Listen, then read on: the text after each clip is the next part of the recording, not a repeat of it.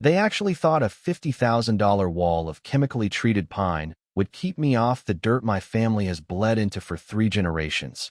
But what they didn't realize, what they couldn't possibly understand from inside their air-conditioned bubbles, was that they hadn't just built a fence, they had built my personal toll booth. Picture this. The sun is setting over the Red River Valley, casting those long, bruised purple shadows across the scrub brush, and you're coming home from a cattle auction, bone-tired, smelling like diesel and sawdust, only to find your driveway, the very lifeline of your existence, blocked by 8 feet of suburban arrogance. This wasn't just any driveway. This was Ironwood Lane, a gravel artery that my grandfather, Grandpa Silas, carved out of the unforgiving earth with a pickaxe and a prayer back in 1962, a road that has carried my family's dreams and heartbreaks for 60 years, and now, it was being held hostage by a woman who treated the county ordinances like mere suggestions. The irony, and it is a beautiful, dark irony, is that the illegal barrier meant to starve us out is now generating $500 every single time one of those residents needs to cross my property line, totaling $2,000 a month and climbing. While the HOA president who started this war, a woman we'll call Pamela Sterling, is currently trading her designer yoga pants for a federal jumpsuit. My name is Caleb Hawthorne, and I am what the modern world likes to call a relic, a third-generation cattle rancher trying to hold on to 240 acres of Texas heritage while the world around me turns into concrete and homeowners associations. My wife Elena, the sharpest veterinarian in the Tri-County area, and I have been fighting a quiet battle against the encroachment of the city, but the war officially began the day Oak Creek Manor sprouted up at the end of our road like a bad case of architectural hives. It started with Pamela. Imagine if a corporate shark and a high school mean girl had a child, raised it on entitlement, and handed it a gavel. She drove a pristine, pearl-white SUV that looked terrified of dust, and her mission in life was to gentrify my existence into oblivion. The first shot wasn't a fence. It was a conversation in the parking lot of the local feed store, where she approached me with a smile that didn't reach her eyes, a smile that looked like it was practiced in a mirror, and told me she had a generous offer for my establishment. She called my home, my legacy, an establishment, like it was a roadside motel, and when I told her this land stays with the Hawthorns until the sun burns out, her mask slipped, just for a second, revealing the predator beneath, and she muttered something about people like me not understanding progress. That was the preamble, the calm before the storm, because soon after, the mailbox began to fill up with violation notices, little distinct love letters from the Oak Creek Manor HOA, citing me for odor complaints, for noise violations from tractors running before 7 a.m., for unsightly machinery, visible from the street. I used them to light my wood stove, laughing it off, because what Pamela and her law degree didn't seem to grasp was that her HOA had about as much authority over my private ranch as I have over the tides of the moon. But then came that Tuesday in October, the day the laughter died. I was hauling 30 head of black Angus back from the market, the trailer heavy, the truck groaning under the weight, when I rounded the final bend toward home and slammed on the brakes, the tires screaming against the asphalt, my coffee mug flying off the dashboard to shatter on the floor mat. There it was, 8 feet of spite. A massive privacy fence stretched across Ironwood Lane, effectively cutting off the only access to my ranch, with a brand new sign gleaming in the sunlight that read Private Road, Oak Creek Manor residents only. And there stood Pamela, clutching her clipboard like a weapon, flanked by 2 board members who looked like they'd rather be anywhere else on earth. She told me it was a security improvement, her voice dripping with that sickeningly sweet condescension, telling me I'd need to find alternative access, which meant driving 10 miles out of my way over a washboard dirt track that would tear my trailer to shreds. I stood there, the dust settling around my boots, the lowing of the confused cattle behind me filling the air, and I felt a heat rise in my chest that had nothing to do with the Texas sun. She thought she had won. She thought she was playing chess with a simple cowboy, but she had just made the classic mistake of poking a bear in its own den. I didn't yell, I didn't scream, I just got back in my truck, turned around, and drove straight to the office of Marcus Thorne, my old high school linebacker teammate, who just happens to be the most vicious property lawyer this side of Dallas. Marcus looked at the photos, spread the 1962 easement agreement across his mahogany desk, a document signed by my grandfather and the original landowners, and he started to grin, a predatory grin that matched the one I was feeling in my soul. "This isn't just a road, Caleb," he said, tapping the paper. "This is a perpetual easement. It runs with the land forever. It's like a bad tattoo. You can't just scrub it off because you don't like the look of it anymore." We fired off a cease and desist letter that hit Pamela's desk faster than a rattlesnake strike, demanding the fence be removed within 48 hours, but I underestimated the sheer density of her ego. Her response came from a high-priced Dallas firm, claiming the easement had expired due to non-use, and that my cattle operation was commercial traffic incompatible with residential standards, offering me a deal where I could apply for daily access permits at $25 a pop, subject to her approval, essentially asking me to pay rent on my own heritage. Over my dead body, I told Elena that night, the anger making the pot roast taste like ash. Elena, calm as a surgeon, just slid a business card across the table for a man named Inspector Davis from the county planning office. She knew, because she's brilliant, that you can't just erect a barrier across a fire access route without a permit. And one anonymous phone call later, Inspector Davis was standing at the gates of Oak Creek Manor, slapping a stop work order on that fence so fast it made Pamela's head spin. But Pamela didn't back down. She doubled down, convincing the board to build a second fence right at the property line, claiming sabotage, declaring war. That's when the gloves came off. That's when the local ranching community, the guys who remember what this valley used to be, decided to organize an educational convoy. Imagine this. 6 a.m. on a Saturday, 23 diesel pickups lined up on the county road, engines idling like a mechanical thunderstorm, a symphony of horsepower and defiance. We rolled past the subdivision, air horns blasting a song of freedom that rattled the windows of every McMansion in Oak Creek Manor, a wake-up call that said we are still here, and we are not going quietly. Pamela called the sheriff, claiming noise terrorism, but Sheriff Miller just leaned against his cruiser, hiding a smile, and told her that honking on a public road isn't a crime, suggesting she invest in better earplugs. Later that afternoon, I decided my 40 head of longhorns needed some exercise, right down the county road that borders their pristine backyards, right while they were hosting their little garden parties. The smell of manure, the dust, the glorious, chaotic reality of agriculture drifted over their fences, coating Pamela's white SUV in a layer of honest Texas dirt. She retaliated, of course, hiring private security guards at $8,000 a month to harass us, to document every time my truck tires touched the pavement, but I countered with trail cameras hidden in the mesquite trees. Within a week, I had footage of her elite security, littering, trespassing on my land, and one guy relieving himself behind my barn, footage that went straight to the county commissioner.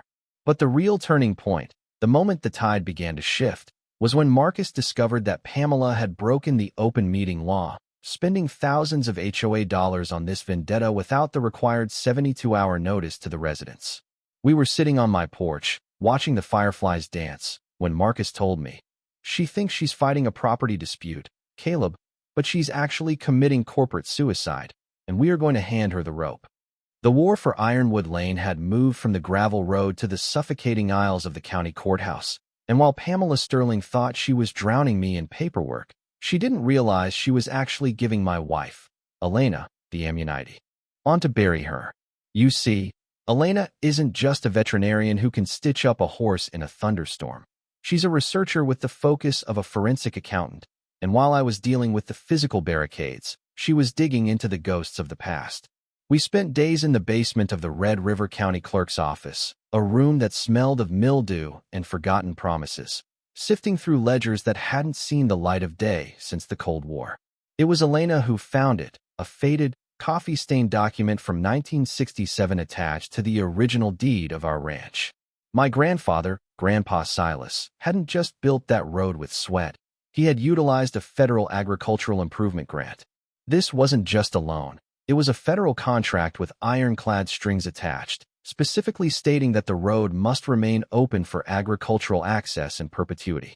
Elena's eyes lit up like diamonds as she explained the math. By blocking that road, the HOA wasn't just violating a local easement.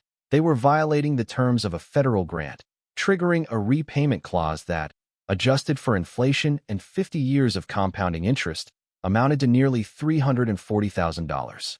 While we were sitting on that nuclear bomb of information, Pamela was getting desperate, employing a private investigator to dig up dirt on my family, waving around a minor waste runoff citation from 1995 like she had found the smoking gun of the century. She tried to shame me at the grocery store, shouting about environmental hazards, but I just laughed in her face, reminding everyone within earshot that the statute of limitations expired when Bill Clinton was in office. But the attacks kept coming.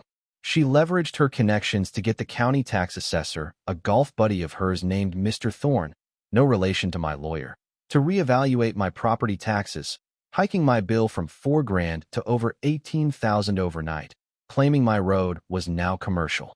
We appealed immediately, proving he had never even stepped foot on the property, another procedural violation to add to the pile. Then, Elena struck gold. Real gold. It was late, the house was quiet, and the blue light of the laptop was the only thing illuminating the kitchen when she gasped. She had been researching Pamela's background, trying to find out who this woman really was, and it turned out Pamela Sterling wasn't just a retired lawyer. She was a disbarred lawyer. The state of California had stripped her license in 2018 for embezzling $250,000 from an elderly client's trust fund. She had fled to Texas, hidden her past, and failed to disclose her criminal conviction to the HOA board, which is a direct violation of Texas state law for any officer of a nonprofit board. We hosted a ranch defense barbecue that weekend, inviting the neighbors, the old-timers who remembered my grandfather. The sentiment was shifting. People were tired of the special assessments, the legal fees, the constant aggression. When I showed them the proof of Pamela's past, the gasps were audible. She wasn't a community leader. She was a con artist looking for her next mark. But we didn't release the information yet. Marcus advised patience. Measure twice, cut once, my grandfather used to say, and we were measuring Pamela for a coffin of her own making. We documented everything. When my prize bull tore a muscle navigating the rocky detour she forced us to use, we photographed the injury and logged the vet bill. When a hay delivery was turned away, costing me $1,200, we filed the receipt. And then came the smoking gun, the piece of paper that changed everything. Marcus's paralegal found a misfiled folder from 2019, the original development agreement for Oak Creek Manor. Buried in Section 12 was a clause that made my heart stop. Developer agrees to maintain agricultural compatibility and shall not restrict existing operations. The permit for the entire subdivision was conditional on not interfering with my ranch. She knew. Marcus whispered, reading the emails we subpoenaed, emails copied to Pamela herself back when she represented the developer. She knew that blocking my road could legally void the occupancy certificates for all 127 homes. She was risking the roof over every family's head just to spite me. But Pamela wasn't done. She knew the walls were closing in, knew her finances were crumbling. We found out she was dodging foreclosure on her own house, drowning in credit card debt. So she went for the throat. She tried to weaponize the environment, claiming my fence violated wetland protections, but our expert proved her fence was the one blocking the natural drainage of Cypress Creek, creating a flood hazard that could fine the HOA $50,000 a day. She was hemorrhaging money, support, and sanity. The HOA treasurer quit when she found irregularities in the fence contracting. Turns out the company was owned by Pamela's brother-in-law. It was a grift, plain and simple. She was using the community's money to fight a personal vendetta while funneling cash into her family's pockets. We held all the cards: the federal grant violation, the disbarment, the development permit breach, the fraud. Elena looked at me across the table, her hand resting on mine. We have them, Caleb. The question isn't if we win, it's how much destruction we allow before we end it. We decided to execute a controlled offense. We launched a multi-jurisdictional legal assault. Federal complaints for the grant, state complaints for the wetlands, county complaints for the building codes, and a civil suit for the interference. It was shock and awe. We wanted to force her resignation, but we also wanted to save the neighborhood from the ruin she was dragging them toward. But a cornered animal is dangerous, and Pamela Sterling was about to show us just how low she was willing to go. The sabotage began at midnight on a Tuesday, the kind of humid, heavy night where the air feels like a wet wool blanket. I woke to the sound of cattle bellowing, a primal noise of distress that hits a rancher in the gut harder than a physical punch.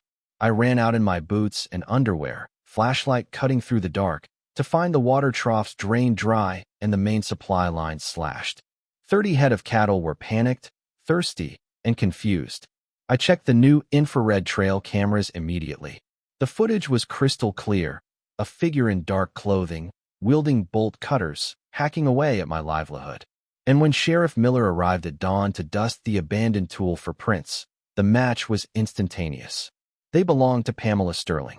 This wasn't a property dispute anymore. This was agricultural terrorism, a felony in the state of Texas. Desperation had driven her insane. In a frantic attempt to cover her tracks and frame me, she started calling in anonymous tips to the EPA, claiming my runoff was killing aquatic life. An inspector arrived, looked at the dead fish floating in the creek, and burst out laughing. "Mr. Hawthorne," she said, "these are red snapper. Saltwater fish. Someone bought these at a market and dumped them in a freshwater creek." Pamela had committed federal environmental fraud trying to frame me. Then came the insurance fraud, fake slip-and-fall claims filed against my ranch policy by people who turned out to be non-existent, tracing back to a burner phone she owned. The FBI finally got involved when the threats crossed state lines, targeting Elena's veterinary license and our kids at college. The end came swiftly, like a summer storm. At 5:30 a.m. on a Wednesday, the residents of Oak Creek Manor woke up not to the sound of my tractor, but to the sight of federal agents swarming Pamela's McMansion. I watched from the hill as they led her out, handcuffed, in her silk pajamas. It was the perp walk of the century, streaming live on social media, trending under hashtags that I won't repeat here. She was indicted on 23 counts of wire fraud, mail fraud, and money laundering. Her house of cards didn't just fall, it incinerated. The resolution meeting at the Red River Community Center was standing room only. 400 people packed a room meant for 200. Elena and I sat in the front row, surrounded by neighbors who had once looked at us with suspicion, now looking at us with apology in their eyes. The new HOA board, looking like terrified schoolchildren, took the stage. Commissioner Vance read a proclamation declaring the Hawthorne Ranch a protected agricultural heritage site. The room erupted. Then, the new HOA president handed over a check, $275,000 in damages, plus legal fees, plus a grant for community education. They apologized publicly, admitting they had let fear and prejudice poison their community. But the moment that broke me, the moment that made the 60 years of struggle worth it, was when my 89-year-old uncle, who had helped Grandpa Silas lay the gravel for Ironwood Lane, stood up. He told the crowd, "We didn't build this road for us. We built it for neighbors helping neighbors." The standing ovation lasted 5 minutes. We tore that fence down the next day. I took the first swing with a sledgehammer, the metal ringing out like a church bell, signaling the end of the siege. 6 months later, Pamela is serving 18 months in a federal penitentiary, owing nearly $1 million in restitution. Her house was foreclosed on, and get this, we're thinking of buying it to house our ranch hands. The ultimate irony. Today, Ironwood Lane is open. We installed a smart gate that allows residents and emergency vehicles access while keeping the ranch secure. We host heritage tours now, bringing those suburban families onto the land to teach them about sustainable agriculture. The property values in the subdivision actually went up because people want to live next to an authentic, working ranch, not a sterile fortress. We didn't just win a lawsuit. We saved a community from itself. We proved that you can't bulldoze history just because it doesn't fit your aesthetic. But it leaves you wondering, doesn't it? At what point does the pursuit of property value become a crime against humanity? When does a neighborhood become a tyranny? Justice was served, Texas style, but the scars on the land and the memory of that fence remain as a warning. Don't mess with a man's land. And for the love of God, don't mess with his road. What would you have done? Would you have fought? Or would you have taken the buyout? Let me know in the comments. This is Caleb Hawthorne, signing off from the free and open Ironwood Lane. Stay stubborn, folks.